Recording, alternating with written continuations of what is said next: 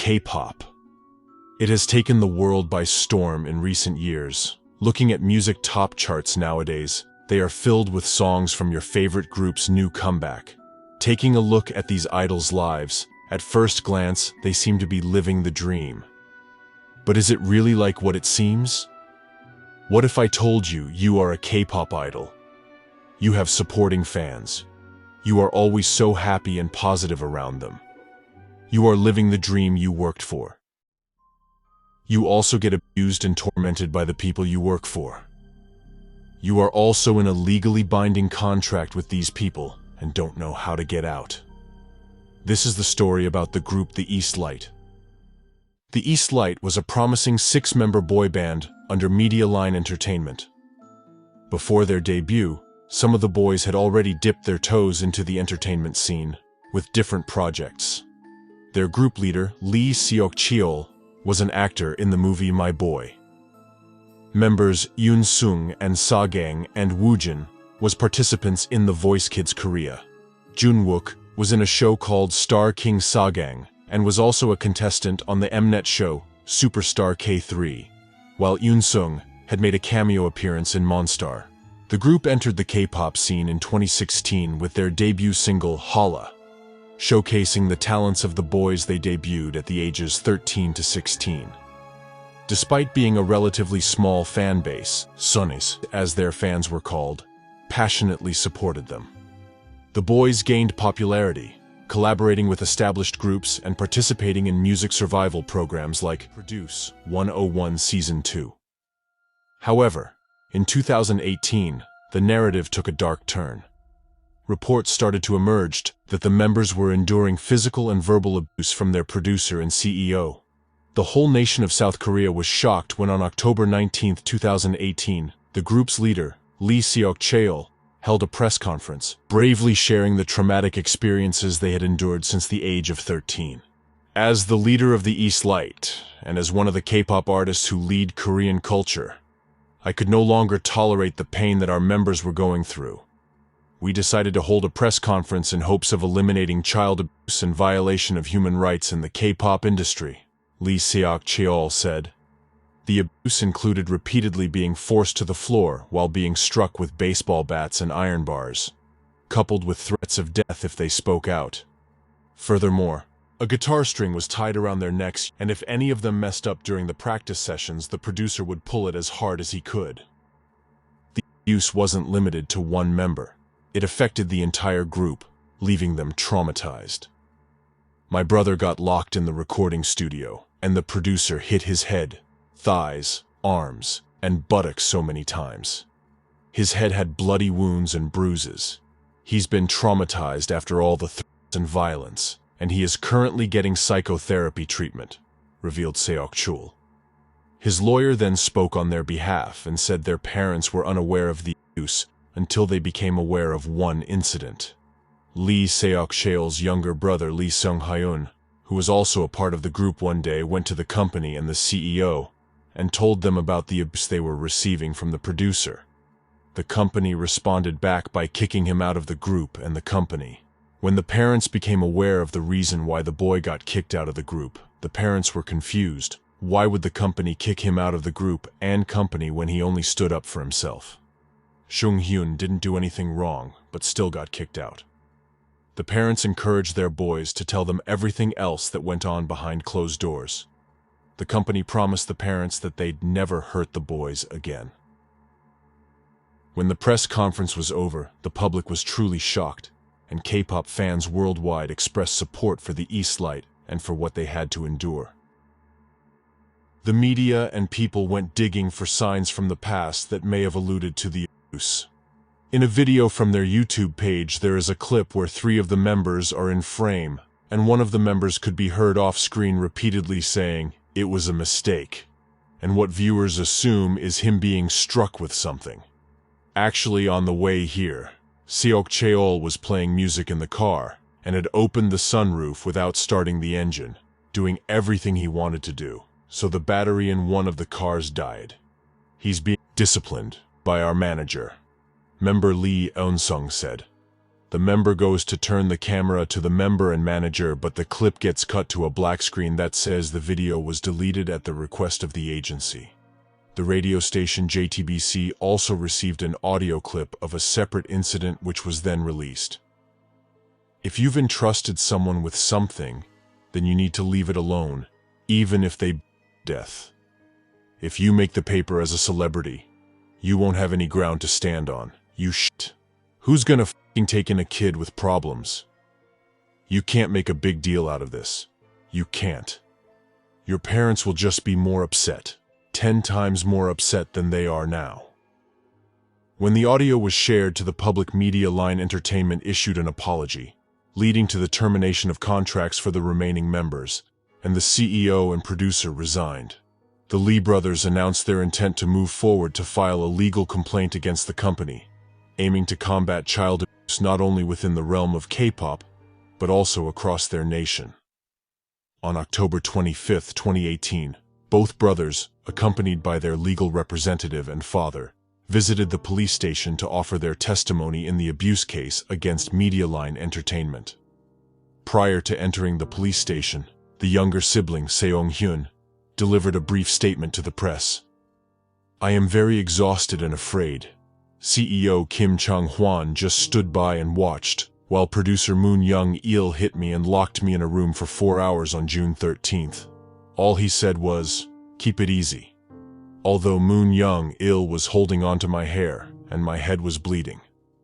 The producer did that for another 2 or 3 hours. I remember it clearly, as if it happened yesterday. I'm so afraid." Lee Seung-hyun. He was also asked if he is still going to treatment. He replied, "Yes, I am currently receiving treatment." Lee Seung-hyun concluded by saying, "This cannot happen again. I am telling you right now, I will reveal everything during the investigation." On October 26, 2018, after the Lee brothers did an exclusive interview with Night of Real Entertainment, where they spoke in further detail on the abuse, Seung-hyun said, "He would often curse at me and say that I was a disgusting kid. It was so hard that I thought a lot about jumping into the Han River." He was 13 when the abuse started, and confirmed that their youngest member, Lee Woo-jin, who was an elementary school student at the time, was also hit. "We had a group chat where we would always report to the CEO, saying when we arrived and when we left. We were hit if we didn't text him." The older brother also said he felt horrible when he found out the other members' contracts were terminated after the allegations came out about the group. He also said that he has not spoken to any of the other members since. "I just cried. I thought, maybe I shouldn't have said anything. I couldn't muster up the courage to contact them first." Right before the first trial started, the former CEO of the company, Kim Chang-hwan, together with ex-Eastlight members Lee Yoon-sung and Jung Sa-gang, held a press conference alongside agency executives. During this conference, they alleged that the Lee brothers were dishonest and claimed that it was their father who had assaulted them with a golf club. In response to these accusations, the Lee brothers initiated legal proceedings, filing a defamation lawsuit against the individuals involved. On March 4, 2019, the first trial took place at the Seoul Central District Court involving producer Moon Young-il, CEO Kim Chang-hwan, and President Lee Jung-hyun of Media Line Entertainment. Moon Young-il pleaded guilty. Kim Chang-hwan was charged with child abuse and aiding child abuse, while Lee Jung-hyun, the Media Line Entertainment representative, faced charges related to violating the child welfare law. In the second trial, both brothers underwent questioning. Former Eastlight member Lee Yoon-sung was supposed to be questioned too but did not show up. During the third interrogation, both parents of the brothers and former Eastlight member Kim Jun-wook were questioned as witnesses. The boy's father testified that he heard producer Moon had physically assaulted and forcibly imprisoned his youngest son. He further continued, when both boys arrived home, he noticed his youngest son, Seong-hyun, had trouble taking off his jacket, and when they helped him take it off, the two parents saw the injuries all over his body. The father went to speak to the producer immediately, and when confronted, producer Moon said. "I hit him because I got worked up." Their father replied, "If it was the first time it happened, then he would let it pass, but it's wrong to hit children." Former CEO Kim Chang-hwan allegedly replied to the father, "The bleeding from his head isn't that big a deal. You must have gotten hit a lot when you were in school, right? Getting hit can help you grow." The defendant's lawyer claimed that the photos the parents had taken of Lee Sung-hyun's injuries on June 14th did not match the description of the injuries that he had on June 13th. They claimed that Lee Sung-hyun had received further injuries in the time between the description on June 13th and the photos on June 14th, implying that he had been assaulted by his parents. The boy's mother testified that the photos were taken on the 14th because the boys had gone to sleep after they returned home. The company allegedly told the mother that they would take Seung-hyun to the orthopedics doctor the next day, June 15th. But her sons had to leave early for a concert and did not return until late that night. The subject of the parent abusing their children was brought up again. Here is the father's response. "Our children have been abused for years, but they were worried about the other members who tried to hide it. I am deeply sorry to them as an adult. Even children have characters. As adults, we should protect children. They will be forever traumatized by what happened to them." Their mother's testimony reads as follows. "Lee Sung-hyun was yelled at by producer Moon Young-il because of soccer, and told us one day while crying that he didn't want to go to the agency because he was afraid of getting killed. We comforted him and sent him to the agency, and later Lee Seok-cheol helped him home around 11 p.m. She testified that she had found bruises on Lee Seung-hyun's body and that the agency had made no effort to treat his injuries. My children joined the East Light because of a dream they've had since childhood. I have been deeply hurt by the lies that CEO Kim Chang-hwan has told. Rather than their physical injuries, their mental injuries are the most serious. One day, Seung-hyun contacted me to say, 'Don't be too sad if I die.' I was so anxious for my child, who is more precious to me than my life, that I got into a minor car accident while trying to find him. Thankfully, I was able to contact him and tell him that his mother had been in an accident. I told him to come find me. My children have lived a lie for so long. What if they had died without revealing the truth? They have to be punished." Former member Kim Jun-wook said in his testimony that he never witnessed the assault directly, and it was so long ago that he doesn't remember. But when asked about the bleeding head incident, he replied, "He was hit by producer Moon Young-il in the head, but it wasn't a particularly strong or weak blow. Everyone was shocked to see the blood flowing to the ground." He further added, "He is someone who naturally speaks roughly to people. He swears a lot. He has resorted to corporal punishment before, but I heard that on that day, he hit harder than usual." After a prolonged legal battle, Moon Young-il was convicted and sentenced to prison for repeatedly abusing former The East Light members Lee Seok-cheol and Lee Seung-hyun.